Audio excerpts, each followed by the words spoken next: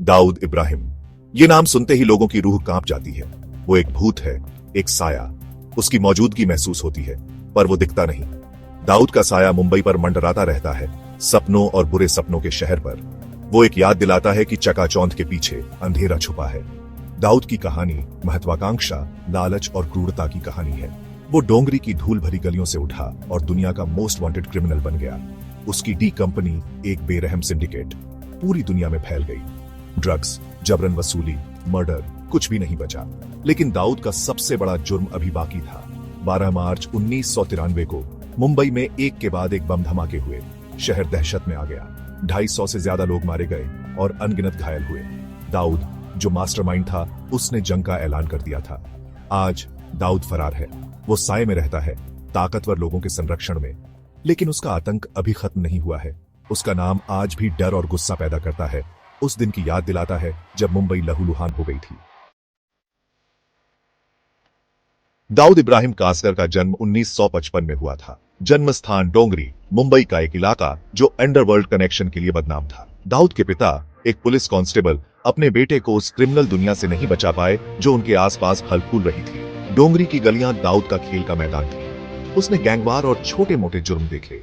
गरीबी और मौकों की कमी आम थी।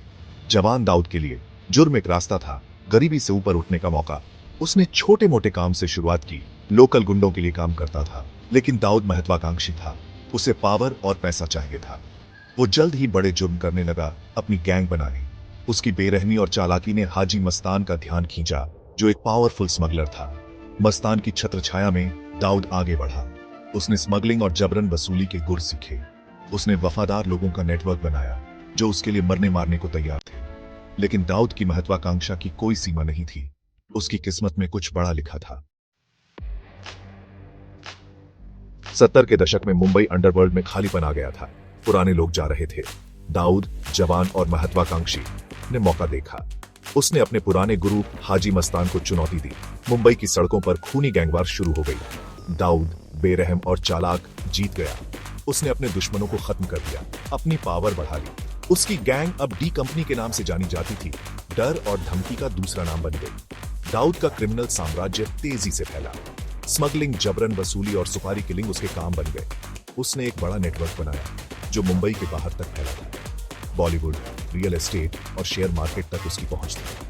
दाऊद का उदय बहुत तेज था। वो एक बड़ी ताकत बन गया था। पुलिस उसे रोकने में नाकाम लग रही थी। वो अजय था, या उसे ऐसा लगता था।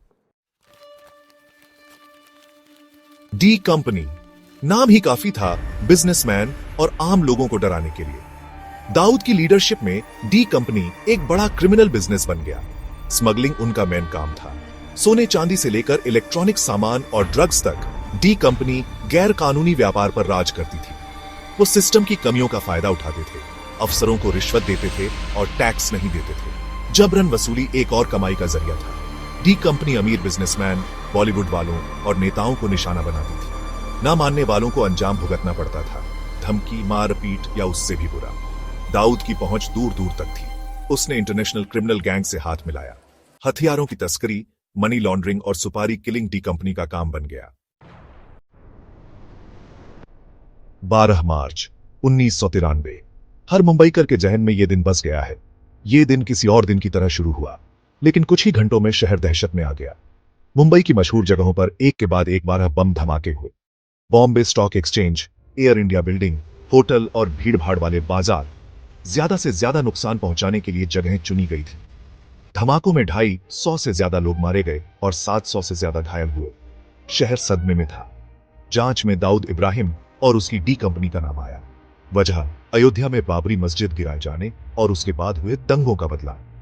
ऐसा लग रहा था कि दाऊद ने भारत सरकार के खिलाफ जंग छेड़ दी है। धमाकों से पूरी दुनिया में हलचल मच गई। भारत ने डी कंपनी पर बड़ी कार्रवाई शुरू की, लेकिन दाऊद गायब हो गया था। वो अपने ताकतवर साथियों की मदद से सुरक्षित जगहों पर भाग गया था। भाग 6, मोस्ट वांटेड आदमी। 1993 के धमाकों के बाद दाऊद इब्राहिम भारत का मोस्ट वांटेड आदमी बन गया। इंटरपोल ने रेड कॉर्नर नोटिस जारी किया। भारत ने उसे वापस लाने के लिए कोशिशें शुरू की, लेकिन दाऊद हवा हो गया था। उसके ठिकाने की अफवाहें आती रहती थी। कोई उसे पाकिस्तान में बताता था, कोई यूएई या अफ्रीका में। खुफिया एजेंसियों का मानना था कि दाऊद को पाकिस्तान की आईएसआई पनाह दे रही है। वो भारत और पाकिस्तान के बीच के खेल का मोहरा बन गया था। भारत की कोशिशों के बावजूद दाऊद पकड़ में नहीं आया। वो साए से अपने विशाल क्रिमिनल साम्राज्य को चलाता रहा। उसका नाम धीमी आवाज में लिया जाता था, उसकी ताकत और पहुंच की याद दिलाता था। भाग 7। गैर मुल्की में जिंदगी। फरार रहते हुए दाऊद इब्राहिम भेष बदलने में माहिर हो गया। उसने प्लास्टिक सर्जरी करवाई, अपना रूप बदल लिया ताकि पकड़ा ना जाए। वो ऐशो आराम की जिंदगी जीता था, अपने परिवार और खास लोगों के साथ। वो अंडरवर्ल्ड में एक्टिव रहा, पर कम दिखाई देता था। उसकी डी कंपनी फलती फूलती रही, ड्रग्स, जबरन वसूली और मनी लॉन्ड्रिंग में लगी रही। ऐसा लगता था कि दाऊद का साम्राज्य कानून से परे था। कभी कभी उसकी गैर मुल्की जिंदगी की झलक मिलती थी। धुंधली तस्वीरें, पकड़ी गई फोन कॉल्स और पुराने साथियों की बातें उसकी दुनिया की झलक दिखाती थी। वो एक साए जैसा आदमी बना रहा, एक भूत जो ताकत के गलियारों में घूमता था।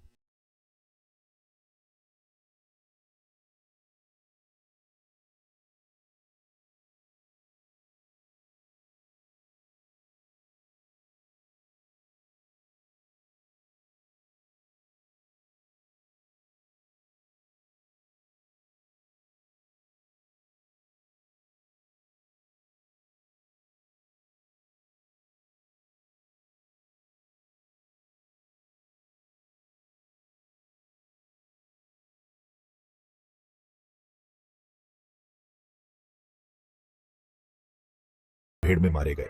ऐसा लग रहा था कि जाल कस रहा है। भाग 9। दाऊद की विरासत, एक जख्मी शहर। दाऊद इब्राहिम की कहानी समाज के अंधेरे पहलू की याद दिलाती है। वो सिस्टम की नाकामी और आसान पैसों के लालच को दिखाता है। उसकी विरासत डर, हिंसा और सजा से बचने की है। मुंबई, जिस शहर ने उसे अपनाया था, उसके कामों के जख्म आज भी हैं। 1993 के धमाकों ने एक गहरा निशान छोड़ दिया। उसकी महत्वाकांक्षा की भयानक कीमत की याद दिलाता है।